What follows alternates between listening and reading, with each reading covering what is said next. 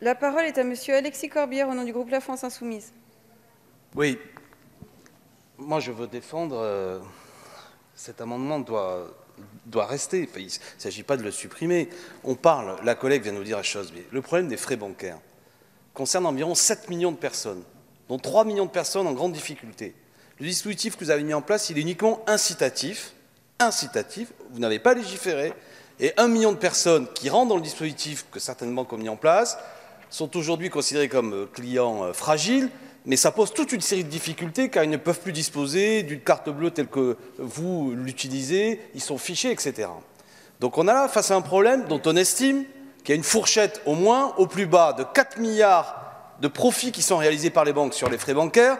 Nous l'estimons sans doute avec nombre d'organisations à 7 milliards et peut-être même au-dessus si on écoute des organisations type UFC Que Choisir. C'est un problème que le dispositif de décembre 2018 n'a absolument pas réglé vis-à-vis des particuliers et notamment, je voudrais insister aussi vis-à-vis des TPE, PME, des petits chefs d'entreprise qui eux aussi subissent des frais bancaires particulièrement importants. Là, je parle avant la crise du Covid.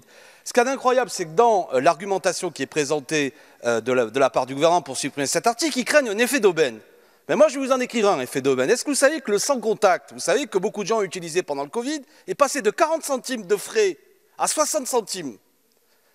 De 40 centimes à 60 centimes, 20 centimes de plus pris par les banques uniquement parce que les gens payaient avec leur carte bleue le sans contact. Ça, c'est un sacré effet d'aubaine.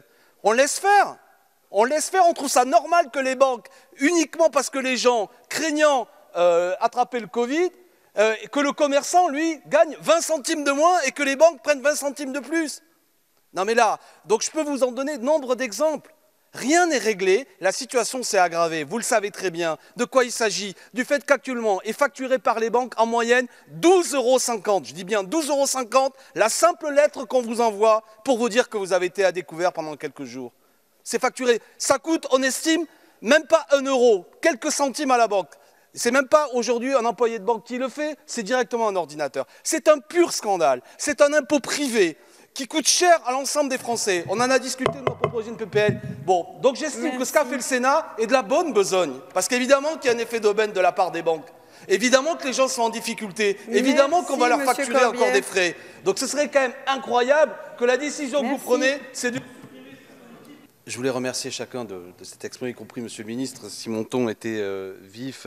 C'était notamment en réaction à l'exposé sommaire, et je l'ai dit, j'en fais pas reproche, mais quand on parle d'effet d'aubaine, vous l'avez tous dit bon sens, qu'on a tous vécu, qu'on a tous des témoignages. On ne peut pas parler d'effet d'aubaine de la part de pauvres gens qui peut-être ont dû momentanément, je veux dire, engager des frais et que les sommes n'étaient pas nécessairement sur le compte. C'est autre chose qu'on a vu. Et les témoignages sont nombreux.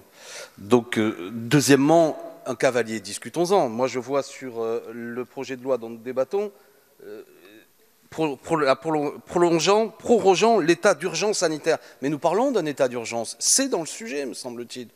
Il y a un état d'urgence sanitaire et social pour beaucoup de gens. Social parce que sanitaire, sanitaire parce que social, les deux sont liés. En Seine-Saint-Denis, beaucoup de gens, souvent, et un taux de mortalité plus fort, le préfet l'explique, et je pense qu'il a raison, parce que les gens sont allés trop tard, bien souvent, aux urgences. Parce qu'il y a des habitudes de rapport aux soins, en raison de difficultés financières, qui ne sont pas les mêmes qu'ailleurs. Donc tout est lié. Tout est lié.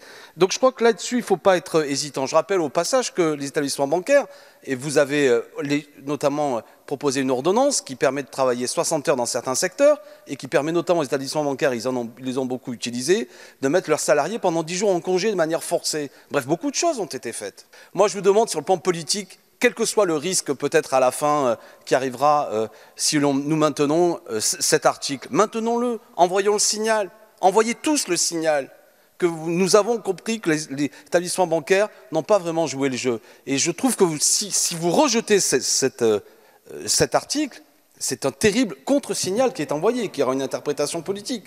Comme quoi, ce que vous craignez, c'est que peut-être quelques pauvres bougres aient abusé de la situation, alors que des millions de gens ont subi des mauvaises manières de la part des établissements bancaires.